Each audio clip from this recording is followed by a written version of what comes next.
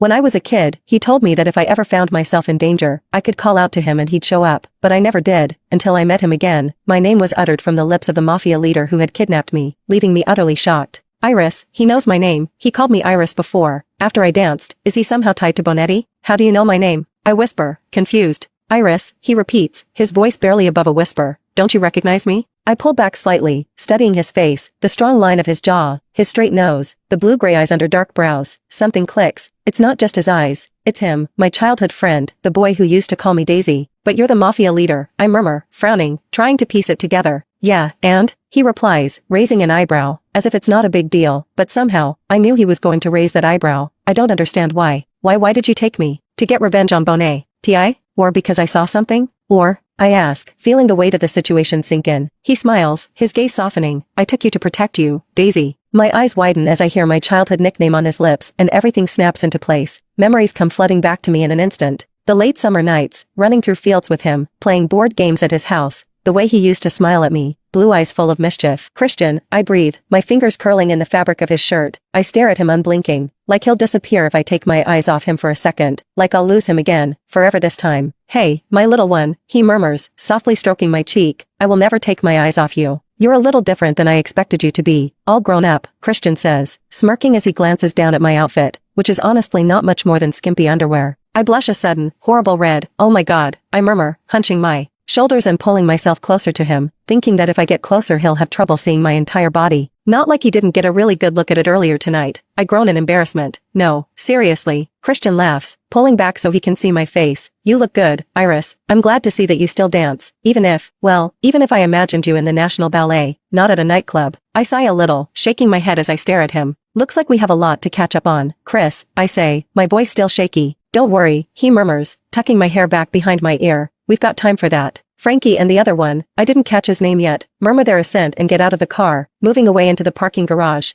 Butterflies twist in my stomach as I realize that I'm alone with my childhood crush, who doubles as the mafia leader. I mean, how am I supposed to talk to him now? Is he my old friend or the violent crime lord? You alright? Christian murmurs, leaning away for a moment and doing his best to look me up and down. I curl up again, still embarrassed to be so exposed in front of him. Did they hurt you in there? I'm okay, I say with a little shrug, even though my arms ache where those guys grabbed me. Where does it hurt? Christian asks, reaching for me. Christian, I breathe, brushing his hand away and looking up into his face.